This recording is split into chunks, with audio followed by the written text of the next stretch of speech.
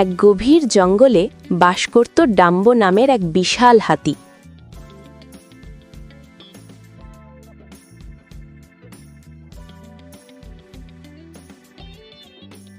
সে নিজের বিশাল শরীর নিয়ে খুব অহংকার করত এবং সব সময় ছোট প্রাণীদের তুচ্ছ মনে করত। ডাম্বোর স্বভাব ছিল খুব খারাপ।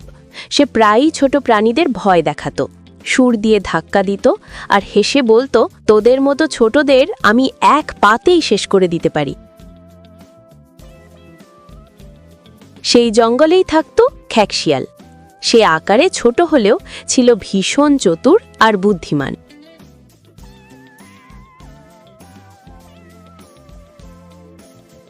এই হাতিটা শুধু গায়ের জোর দেখায়, একদিন না একদিন ওকে বুঝতেই হবে বুদ্ধি কতটা শক্তিশালী।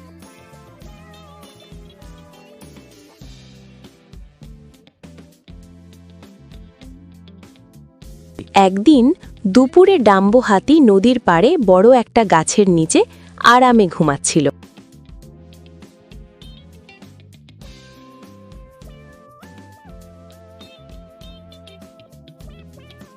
এই সুযোগটাই খুঁজছিল খ্যাকশিয়াল। খ্যাকশিয়াল নিঃশব্দে এগিয়ে এসে হাতির কানের কাছে গেল।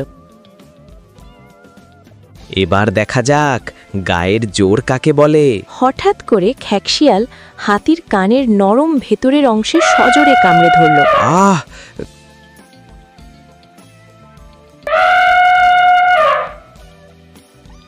কি হচ্ছে এটা? বাঁচাও, বাঁচাও! ডাম্বো যন্ত্রণায় মাথা ঝাঁকাতে লাগলো, লাফাতে শুরু করলো, কিন্তু কিছুতেই শিয়ালকে সরাতে পারল না। চিৎকার শুনে সিংহ রাজা ছুটে এলেন। সঙ্গে এলো জঙ্গলের সব প্রাণী।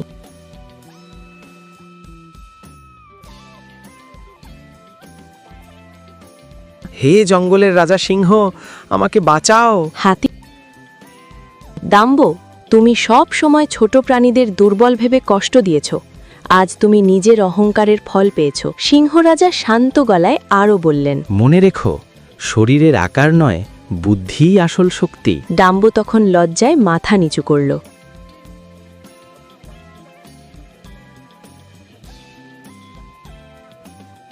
খ্যাকশিয়াল ভাই, আমাকে মাফ করে দাও। আমি কথা দিচ্ছি আর কোনোদিন কাউকে ছোট ভাবব না, কষ্ট দেব না। খ্যাকশিয়াল ধীরে ধীরে হাতির কান ছেড়ে দিল। ভুল বুঝতে পারলেই আসল শিক্ষা হয়। আজ থেকে আমরা বন্ধু। সেই দিন থেকেই ডাম্বো তার অহংকার ত্যাগ করল। খ্যাকশিয়াল আর ডাম্বো হয়ে উঠল খুব ভালো বন্ধু। তারা দুজনেই বুঝে গেল, বন্ধুত্বে আকার বা শক্তি নয়, সবচেয়ে জরুরি হলো বুদ্ধি আর পারস্পরিক সম্মান। কখনোই কাউকে তার আকার বা বাহ্যিক রূপ দিয়ে বিচার করা উচিত নয়। গায়ের জোরের চেয়ে বুদ্ধির জোর অনেক বেশি শক্তিশালী।